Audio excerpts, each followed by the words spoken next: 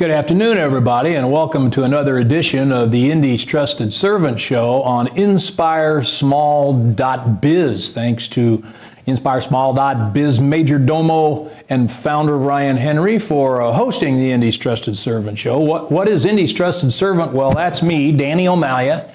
I am Indy's Trusted Servant. I do customer service training and keynote speaking about customer service. It's all about the culture, and we're going to hear a lot about culture in a few minutes from our guest. I learned all of that at the hand of the master, my late father, Joe O'Malia, back in the O'Malia Food Market days. But even before that, in the mid-50s, when I was about 8-9 years old, and he owned a little tiny grocery store in Broad Ripple that he eventually lost. 10 years later, he came back and successfully launched O'Malia Food Markets with 9 stores and almost 1,000 employees. And one of my lessons from Joe O'Malia was never, ever, ever give up. If you're interested in my customer service keynoting or training, all about the culture, give me a call, 317-413-9062. Now, what's the Indy's Trusted Servant Show on InspireSmall.biz? I like to describe it as lively local small biz and community talk where you can feel the pulse of Indy. And today my guest is part of the pulse of Indy, and she is also a fellow Rotarian. So Ryan Henry here, our host, is a Rotarian, Indy East Side. I'm a Carmel Rotarian and former Indianapolis Rotarian. And Tracey Danner-Odenwelder is an Indianapolis Rotarian. So we've known each other for a while. Tracey, welcome to the show. Thank you. It's great to have you. It's great to be here. Well, share with our viewers a little bit about Tracey, where she grew up, where she went to school, what she studied, and then how she got to where we're going to talk about today. Sure. So first I'll say I'm a Hoosier by choice. Atta girl. So you didn't grow up in Hoosierland. Very proud Hoosier by choice. So I'm from Pennsylvania. Whereabouts? Midway between, the Lehigh Valley. So I always say midway between Philadelphia and New York City. Oh, okay. So okay. I can talk with those Easterners. So you have to slow me down. But on the East Coast. And I've been here in Indy for about 20 years this year, actually. What brought you here? So I worked for the YMCAs for about 20 years, and I worked with YMCAs in Pennsylvania, Ohio, and Indiana. So you were transferred here by the YMCA? Yes. Okay, yes. Very good. And at that point came out here to be the associate exec for the Y on the Fort. And you know, I think you've said before where people come here and then they have the intention of maybe moving on in a few years or so, and here it is 20 years later, and I'm a proud Hoosier by choice. Well, that's good. We hear that a lot, and that always makes me smile. Okay. So many people move here from very, very New York, San Francisco, Chicago, wherever, thinking they'll never leave. And maybe they have to leave because their company transfers them again, or maybe they just decide to plant their feet here, which is what you did. Yep. So way to go. So you came here with the YMCA. I right? did. So where'd you go to school? So my undergraduate actually is with Springfield College. It's in Human Services, and Springfield College is actually affiliated with the Y. And Springfield, Pennsylvania? Springfield, Massachusetts. Springfield, Mass, the home of the College Basketball Hall of Fame. Yes, yes. And so I chose it because of the affiliation with the Y. Okay. And so I have my undergraduate in Human Services from Springfield. From there, I wanted something that was a little bit more well-known outside of the Y, and so I have my master's and my MPhil in Organizational Dynamics from the University of Pennsylvania. And then I have my doctorate in Human and Organization Learning from George Washington University. Aha. And between Penn and GW, I have had the unique opportunity to study abroad in 8 countries. Awesome. I know a lot about George Washington University, and I know that the foreign presence there is huge, right? Yep. A lot of international students, so I'm not surprised to hear that you got to travel internationally at George Washington University. And by the way, a little sidebar, you know, the game of basketball was invented by a guy named James Naismith, and he did it in a YMCA. Did you know that? Yes, of course course I knew There that. you go. There you go. Y He hung up a peach basket, right? It's well known for basketball, but one of the things I love about the Y is it is the first for many things in our communities and such. That's cool. So how long were you with the Fort Bend Y when you got here? Sure. So for about 6 years. 6 years, okay. Yes. And then in about 2009, when we got into that little bit of that recession, they downsized about 13%, and I was caught in that. And so I had a decision to make at that point. Do I stay here in Indianapolis, or do I go back home to Pennsylvania? Well, what did the Y have you doing? Oh, I was the associate exec for the Y on the Fort. The associate exec, what kind of responsibilities did you have in that So job? that oversaw the program and membership aspects of the Y. Okay. And I think at that point, maybe, that's a few years ago, so I think at that point that we had about 12,000 members at that branch. Okay, 12,000? At the Fort, and I'm sure it's more than that I now. wonder what percentage of those would have been military? The Fort does have a very strong military base. Of Yeah. course it does. Yeah, yeah. It does. How did you make that decision? So, sure. So at that point, so I have a 26-year-old daughter, and I have a 16-year-old son right now, today. But at that point, my 26-year-old was in high school. And Okay. so that was a big factor. Didn't want to move her. Right, that factored into that. But we have always said that home is Pennsylvania, where we go home and visit. My son was just there last week. But, Indiana and Indianapolis, the Midwest on a whole, is a really great place to raise family.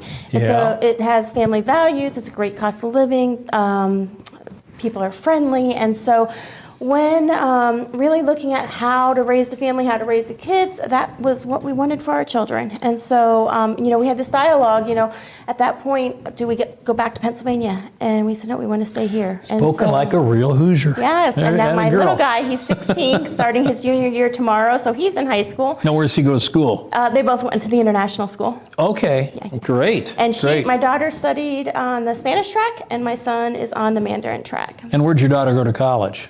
Transylvania University in Kentucky.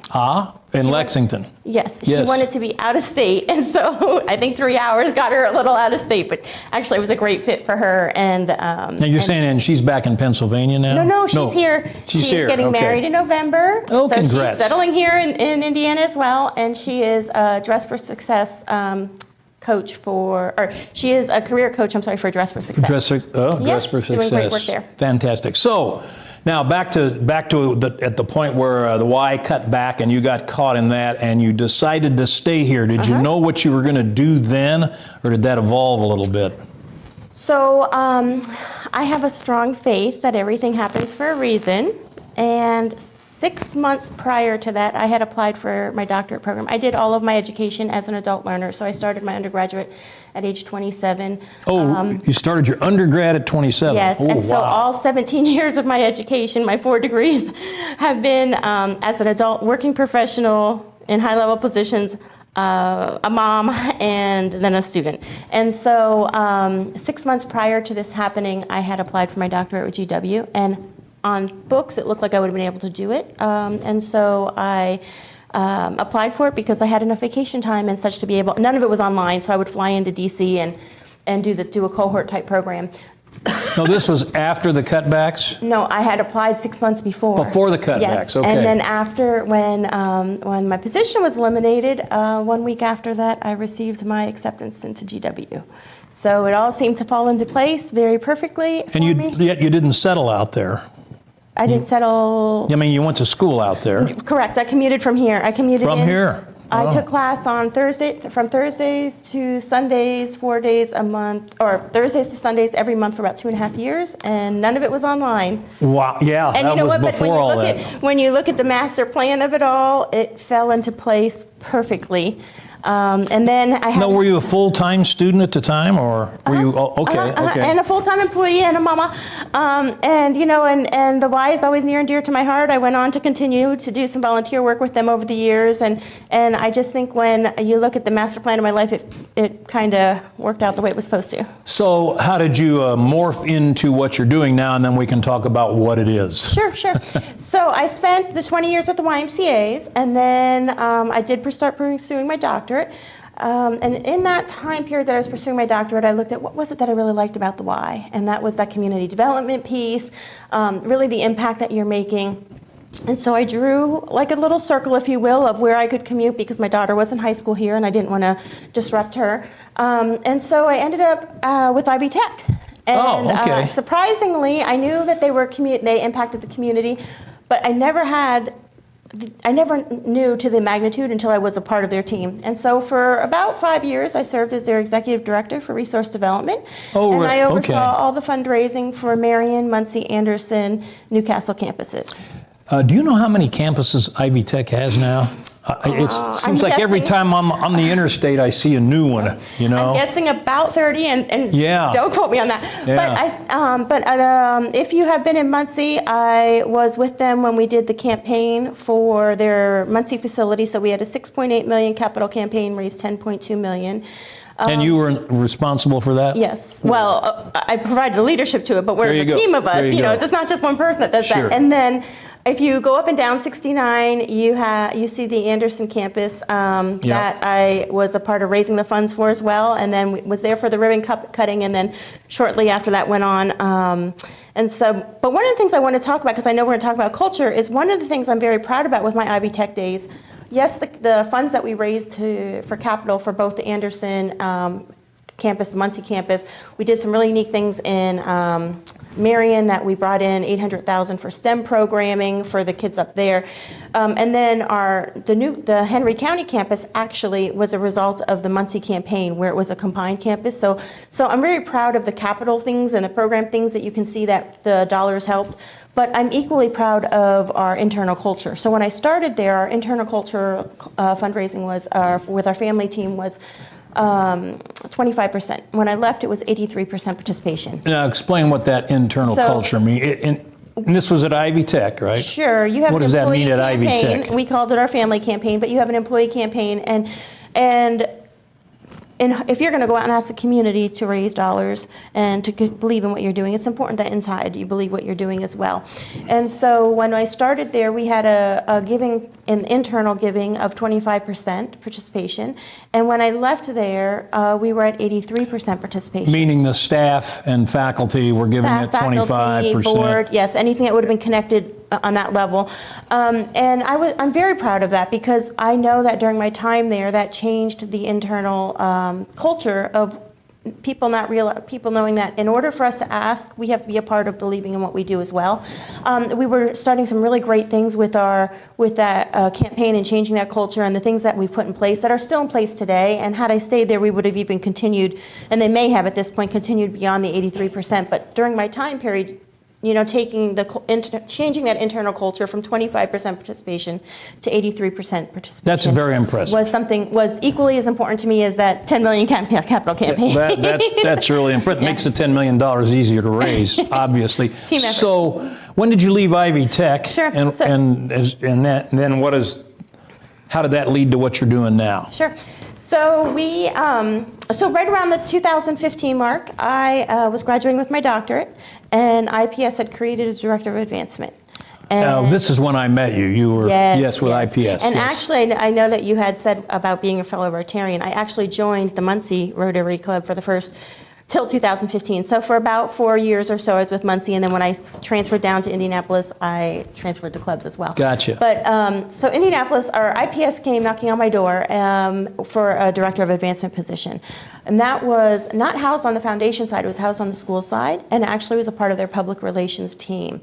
And I thought and right at that same time, I was graduating with my doctorate, and I thought, what a great opportunity to put my education and experience together for a great cause.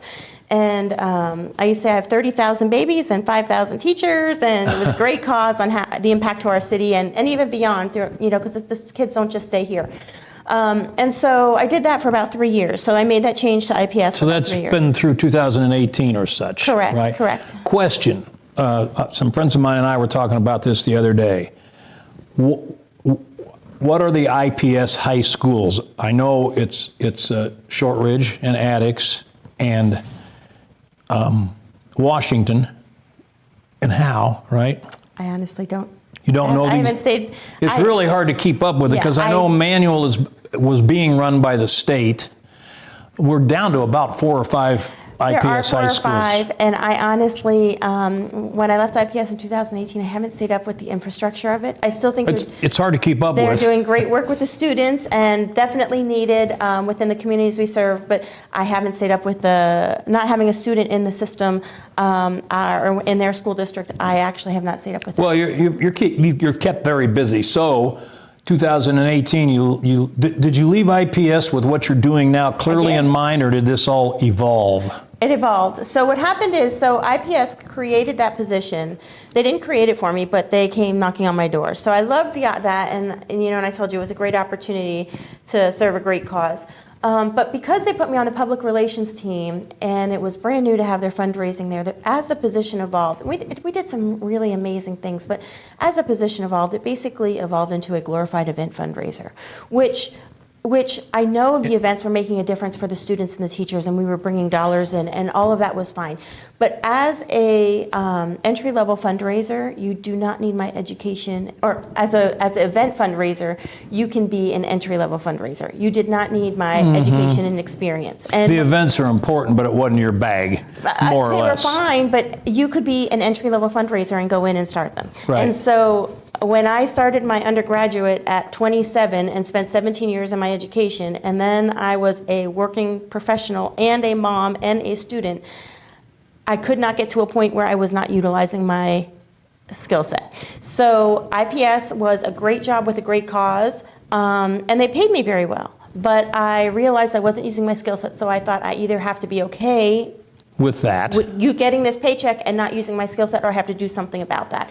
So at that point, I started my business. Which is called? Total Dynamic Organization, or TDO. Total Dynamic Organization, folks. And everyone said to me at that point, if you treat it like a side business, it's always going to be a side business. So again, going back to my strong faith, I took a leap of faith and have been doing my consulting for since. In other words, it sounds like maybe you were thinking about trying to do both until you were convinced that you had to go Probably, whole hog, right? Yeah, if I had to think back, probably I was looking at maybe this was going to be my way that I was going to utilize my skill set. Yeah. But what I saw, what I heard about the side business, it makes sense, perfect sense. And I have to tell you, I do spend a lot of our time, we spend on organizational culture, but not all of it. But I'm very passionate about the culture and what we create, how we treat our team members, and and the environment in which we create for them. When you say we, who's we? So at any given point in time, I have a couple staff, part-time staff, or Okay. 1099s that are also contract depending on the size of the project. So we're a small base organization, but I have the ability to scale up to meet the different demands of what we're facing at that time. So what type of clients are you looking for, and what do you do for them? Sure. So we work with organizational leaders. So the businesses themselves and the organizational leaders are our clients. We work with organizations that are a size maybe 5 employees up to about 500 employees. Okay. At least that's what we've worked with so far at this point. Spend a lot of time in our, we have like 4 different buckets, if you will. And so if you think about the organizational development, change management, org leadership, org culture, diversity, equity, inclusion, team building, employee engagement, anything that impacts the people or the environment in which we create for our people. Very passionate about org culture, because I think if we have, I think about all the baggage that we take home with us. And if you have a toxic culture or a negative culture, your team is taking that home. And then when they interact with people at home and they interact, how they do things, it impacts so much of how we do our day-to-day lives. If we create a culture where folks are feeling valued and appreciated and engaged and included, that's a different kind of baggage you're taking home. And then all of a sudden, I think we see a change. Like, I truly believe we could change the world if we could all get on the same page of how we treat our people. Not necessarily we have to treat them all the same, but creating a positive work culture, work climate for our team members.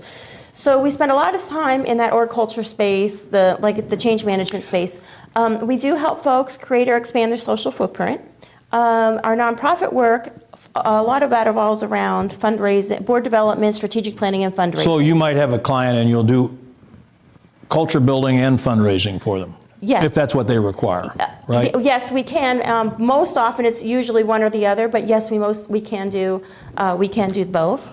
And so we have the fundraising work that we can do all types of fundraising, but we have spent our time in capital campaigns, feasibility studies, planned giving, the event space, and then grant writing.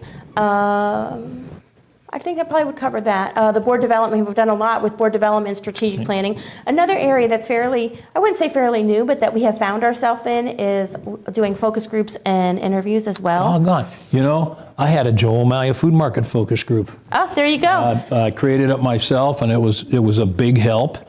And, you know, the employees bought into it. If you communicate to them what you're doing,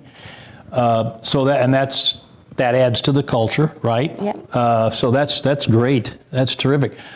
By the way, we're going to run short on time, so you better tell people how to get a hold of you if they want to. Sure. And before I answer, I just want to share, we do have a lot of different variety of assessments, and so it's a great place to find out where you are if you're not sure what's going on within your organization. Yeah. It's a great place, and I will show you our key areas that we focus on. But within that, we have a lot of... Want to point those out? Sure. We focus on adaptability,